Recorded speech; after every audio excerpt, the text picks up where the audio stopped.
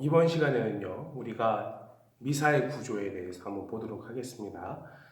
구조가 무슨 말인지 알죠, 여러분? 우리는 구조는 보통 어떤 것에 대한 세부적인 사항들을 얘기하는데, 예를 들면은 우리가 집이 있다 그러면은 그 집을 받치는 기둥이 된다. 이제 갑자기 내가 말이 기억이 안 나요. 어쨌든 그 기초가 되는 그 기반이 있을 거고, 기둥이 있고 벽이 있고 문이 있고 이런 지붕이 있고 이렇게 얘기하듯이 미사도 하나의 이제 구조가 있다. 그리고 이 구조에 대해서 여러분들이 이미 알고 있어요. 알고 있는데 오늘 조금 더 정확하고 명확하게 알아보도록 할게요. 일단은 제가 써놓은 거 한번 쭉 보세요. 써놓은 거 한번 쭉 보면은 자, 저 왼쪽에 말씀 전례라고 되어 있습니다. 그래서 말씀 전례에는 입당, 독서, 화답성, 복음 한호선이 쭉 있는데 빨간 글씨로 표시된 부분들이 있습니다. 빨간 글씨는 무엇이냐면은 주의 미사 때입니다. 그래서 평일 미사 때는 검은 글씨만 보면 됩니다. 입당, 독서, 화답성, 복음 한호선, 복음 강론 돼 있고 주의 미사 때는 독서가 하나가 추가돼서 1독서, 2독서가 되겠고 사도신경 보편지한 기도가 추가가 됩니다. 그리고 성찬절은 똑같습니다. 예물 준비 감사기도는 4개 양식이 있고요. 그리고 영성제식 마침 강복이 있습니다. 자, 이제 저랑 미사의 구조를 좀 하나씩 보도록 하겠습니다. 자, 일단 미사라는 건 하느님께 드리는 제사입니다. 그래서 크게 두 개로 나뉘는데 말씀 전례와 성찬 전례로 나뉩니다. 여러분, 제가 일단은 한 가지 얘기하고 갈게요. 미사의 구조를 제가 설명하는 걸 듣다 보면 조금 지루할 수 있습니다. 그런데 미사의 구조는 어떻게 해도 약간 지루할 수밖에 없어요. 약간 공부하는 느낌이 나요. 솔직하게 얘기를 하면. 근데 이거를 모르고서는 복사를 설 수가 없으니까 여러분들 이거 만약에 한 번에 이해가 안 되면은 한 2번, 3번 보더라도 꼭 이거 이해하고 넘어가야 됩니다. 왜냐면은 이때마다 여러분들이 역할이 다 달라요. 조금씩. 그래서 여러분들이 이거를 반드시 알고 와야 됩니다. 그래서 제가 미사의 구조를 설명하고 난 다음에는 이 미사의 구조 안에서 여러분들이 어떤 역할을 하는지에 대한 영상도 여러분에게 소개를 할 거고, 여러분들이 이 영상을 보고 나서 복사 연습을 해야 더 빠르고 효과적으로 연습할 수가 있습니다. 지금 우리가 연습 시간을 되게 짧게 잡았어요, 여러분. 그래서 여러분들이 영상을 보셔야 여러분들이 조금 더 잘 복사를 설 수 있다는 거 우리가 알고 왔으면 좋겠습니다.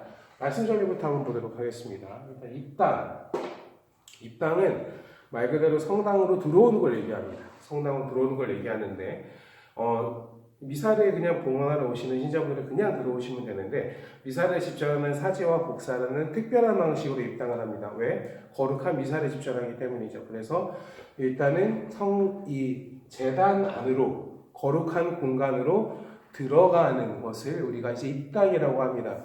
보통 우리가 그래서 제의실에서 출발하잖아요. 그래서 여러분들 제의실에서 제가 제의 입으면은 양쪽에 복사가 서 있고 복사를 선두로 해서 우리가 안으로 들어가게 되는데 어디로 들어가냐면 제단으로 들어가는 겁니다, 여러분. 성당 안은 이미 들어와 있는 거고 우리는 이제 제단으로 들어가는 겁니다. 자, 근데 한 가지 포인트. 제단으로 들어가면서 우리는 제대에다 인사를 합니다. 왜 인사를 하냐면 제가 이제 이 미사를 봉헌하기 위해서 거룩한 공간으로 들어갑니다라는 것에 대해서 하느님께 예를 갖춘 의미로 인사를 하게 됩니다. 그래서 우리가 입당을 하게 되면은 제의실에서 출발해서 제단 밑으로 내려가서 인사를 하고 제단 위로 올라가서 제대에 서게 되죠. 그것을 입당이라고 합니다. 입당을 하고 나면은 이제 참회 예식이 있습니다. 네타시오 알죠, 여러분? 네타시오를 하고 나서 본기도를 하게 되고 본기도가 끝나게 되면은 이제 1독서가 시작이 됩니다. 자, 봐봐. 입당 때는 본기도 전까지 본기도가 뭔지 모르면은 여러분들 집에 매일미사 있잖아요. 매일미사 제일 앞에 보면 미사통상문이라고 있거든요. 그거 같이 보면서 하시면 더 이해가 잘 됩니다. 본기도가까지는 우리가 서 있어요. 1독서부터는 앉아요. 성당을 다니는 사람들은 미사 때 일어났다 섰다 앉았다 하는 게 일어났다 섰다? 똑같은 말이에요. 섰다가 앉았다가 하는 게 자연스럽습니다만 성당을 다니지 않는 사람들은 성당에 한번 그냥 왔다가 일어났다 섰다 하는 게 좀 어색해 합니다. 시민이도 어릴 때 이제 학교 다닐 때 친구들 데리고 성당에 오면은 친구들이 항상 했던 말이 앉았다 섰다 이렇게 많이 해라고 하는데 여러분들 이거 다 의미가 있어요. 그래서 앉아 있다라는 것은 말씀에 대한 경청을 상징합니다. 경청이 뭐야? 잘 듣는 거야. 그냥 듣는 게 아니라 정성스럽게 듣는 것을 경청이라고 해요. 왜 경청해야 되냐면은 하느님 말씀이기 때문입니다. 그래서 말씀과 관계된 전례 예식, 미사 중에 행해지는 예식은 대부분 앉아서 거행이 된다는 거. 독서, 화답송, 복음환호성, 복음 때는 일어납니다. 방론 다 앉아서 진행이 된다. 경치의 의미가 있다는 거. 자, 근데 복음은 왜 일어나요? 독서는 앉아서 듣는데 복음은 왜 일어날까요? 이거는 경청의 의미가 없나요? 아닙니다. 이것 또한 경청의 의미는 당연히 있는 거고 이것은 하느님께 대한 찬미, 찬양을 또 상징하죠. 왜냐하면 봐봐. 성경이 몇 권이라고 들었니? 천영씨를 다 배웠을 건데 어디서든 성경은 총 73권입니다. 여기다 쓸게요. 73권. 거기서 구약 성서가 46권, 신약이 27입니다. 그래서 총 73인데 이 신약 성경 27권 안에는 4개의 복음이 들어가 있습니다. 다 배운 거예요, 여러분. 이 4개 복음 집에서 한번 입으로 따라해 보세요. 마테오, 마르코, 루카, 요한 이렇게 4개의 복음이 있는데 복음은 무엇이냐면 말 그대로 하면 기쁜 소식이라는 뜻입니다. 근데 어떤 기쁜 소식이냐면 하느님께서 우리를 구원하셨다라는 기쁜 소식인데 이 복음에서 어떤 내용을 다루고 있냐면 예수님에 대한 내용을 다루고 있습니다. 그래서 복음은 한마디로 하면은 예수님에 대한 이야기, 예수님께서 우리를 구원하신 이야기라고 할 수 있습니다. 그래서 이 복음은 전례 안에서, 미사 안에서 이 복음은요, 독서보다 큰 위치를 차지합니다. 다시, 복음은 미사 안에서 독서보다 더 큰 자리를 차지합니다. 실제로. 그래서 독서는 앉아서 듣지만 복음은 일어서서 듣습니다. 예수님께서 우리에게 주신 기쁜 소식이기 때문에. 그래서 여기서 4개의 복음 중에 돌아가면서 있고요. 이 독서는 나머지 성경 말씀들이 돌아가면서 하게 됩니다. 물론 여기는 복음환호성이나 화답성은 시편 위주로 들어가지만 그렇다는 거 우리가 알고 있으면 되겠고 그래서 복음 일어서서 경청한다 라고 합니다. 많은 분들이 복음을 독서도 마찬가지고 매일 미사 같이 보시는 경우들이 있는데 잘못됐다라는 얘기는 아니고 이왕이면은 듣는 것을 교회는 권장합니다. 말씀이 선포되는 것을 잘 경청해서 듣는 것이 우리 전례 의미에서 더 알맞기 때문에 우리는 그렇게 권장하고 있습니다. 하지만 나는 보는 것이 더 내가 미사를 봉헌하는 데 좋다라고 한다면 보셔도 무방하겠습니다. 자, 그래서 이렇게 되는데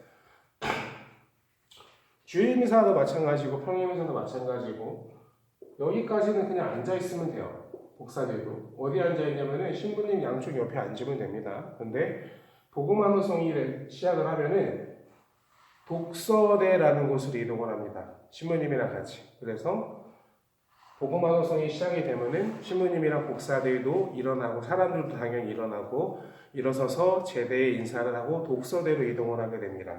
자, 복음환호성이라고 여러분들 보면은 보통 알렐루야를 하거든요. 지금은 사순식이에요. 사순식이 때는 알렐루야라고 안 하고 보통 정해진 양식이 있습니다. 예를 들면 그리스도님 찬미와 영광 받으소서 이런 게 있겠죠. 하지만 나머지 시기에는 다 알렐루야 하면서 복음환호성을 하는데 원래 알렐루야 복음환호성이라는 거는 되게 기쁨을 표현하는 겁니다. 어떤 기쁨이냐 아까 말했듯이 이 복음이라는 게 예수님께서 우리에게 주신 이 구원에 대한 희망에 대한 기쁨이기 때문에 이 말씀을 봉독하기 전에 특별히 우리가 환호를 하는 거예요. 와! 예수님이 우리를 구원하셨다! 이런 의미예요. 근데 실제로 미사 때 우리가 막 그렇게 하진 않잖아. 그래서 이 의미를 잘 모르는 경우가 있는데 원래 이 복음방송에는 굉장히 기쁨의 의미다라는 거. 그리고 나서 복음을 누가 읽어요? 복음은 신부님이 있습니다. 독서는 봉사자분들이 읽으시지만 복음은 무조건 성직자가 읽어야 됩니다. 그래서 여러분들 부제라고 했어요. 부제. 작년에 지금 김지수 신부님이 작년에 부제였잖아요. 그런 식으로 부제부터 복음을 읽을 수 있습니다. 부제는 참고로 복음을 읽을 수 있고 강론할 수 있지만은 성찬절에는 거행할 수는 없습니다. 그래서 미사를 하지는 못하고 신부님이 돼야 미사를 할 수가 있습니다. 그래서 복음을 읽고 나면은 신부님이 그날 말씀에 대한 이 복음 말씀에 대한 그런 신자분들과 나누고 싶은 이야기, 강론이라고 하죠. 그래서 이제 강론을 하게 되고요. 복음 때는 여러분이 신부님이랑 같이 독서대에 서 있지만 강론 때는 여러분들이 들어가서 원래 자리에서 앉아 있으면 된다. 그러다가 사도신령을 하는데 보편장기로 빨간색으로 되어 있죠. 언제만 하는 거야? 주일만 하는 거야?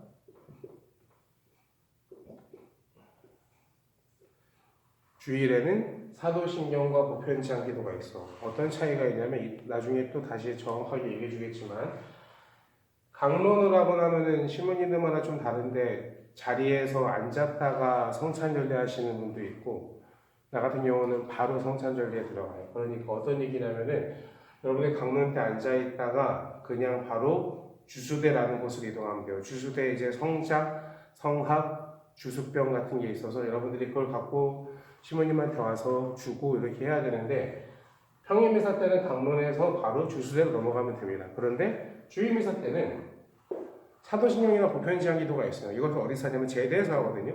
그러니까 이때는 주수대로 가는 것이 아니라 제대로 이동해야 됩니다. 이거 다음 영상에서 다시 얘기해 줄 거예요. 지금 뭔 말이지? 이래도 지금은 괜찮습니다. 근데 복사를 섰던 친구들은 당연히 알겠지.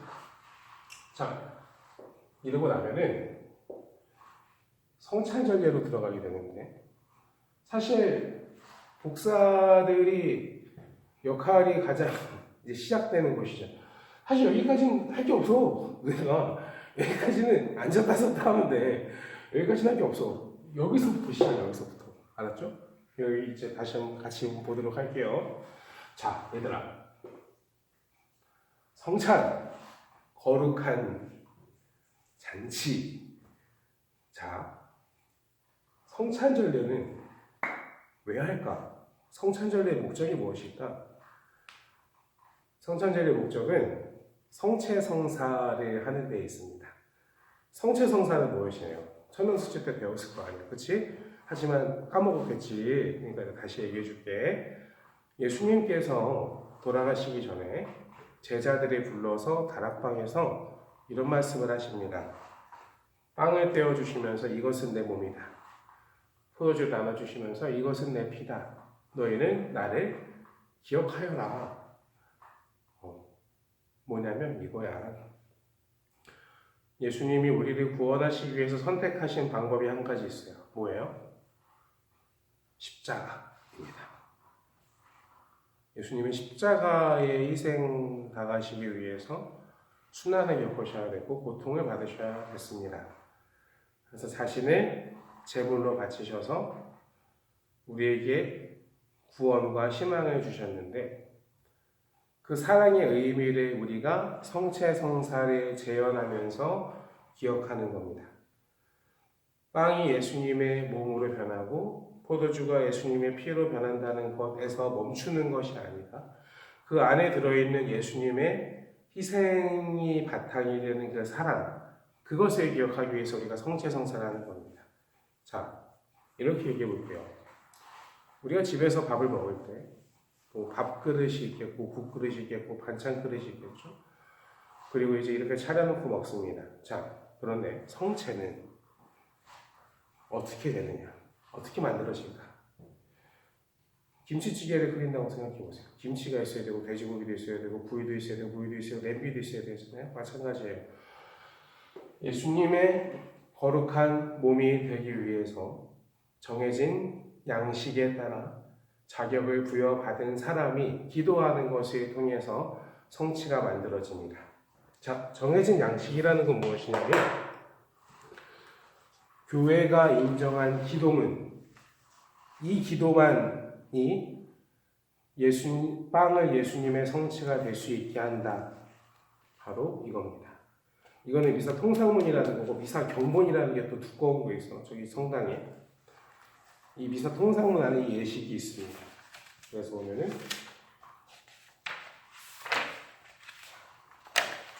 감사기도 양식입니다. 미사 때 제가 보는 거. 요 양식에 따라서 기도를 해야만이 성취가 되는데 이 기도를 아무나 막 바쳐서 되는 것이 아니라 이 기도를 바칠 수 있는 자격이 있는 사람이 있습니다. 누구예요? 바로 신부님입니다. 아까 얘기했잖아. 신부님 되려고 몇 년 공부한다고? 10년은 신학교에서 있어요.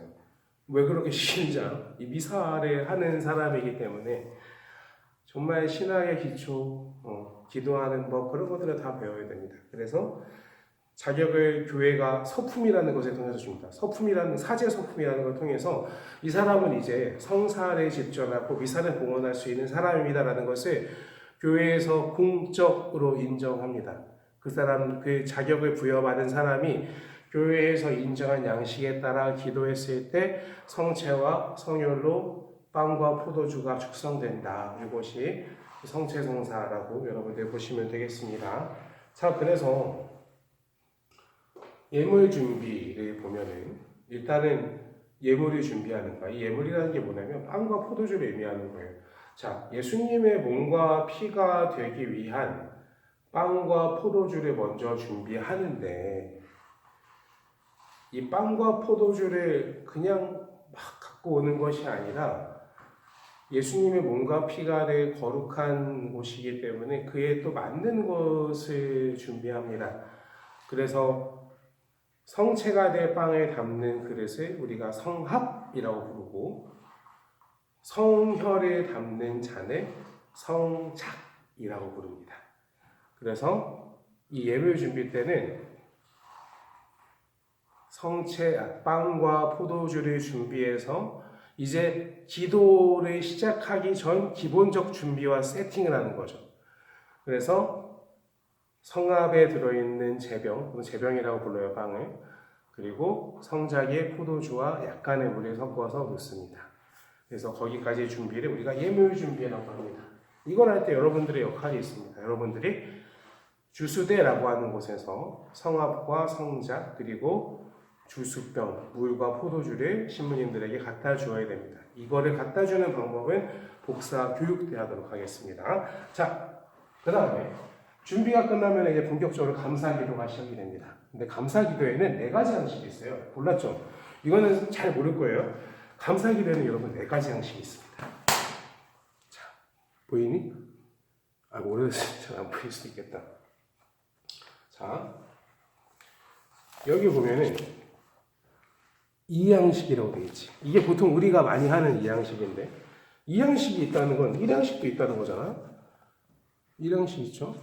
그리고 당연히 내가 4개 양식이 있다고 했으니까 3양식 있고 3양식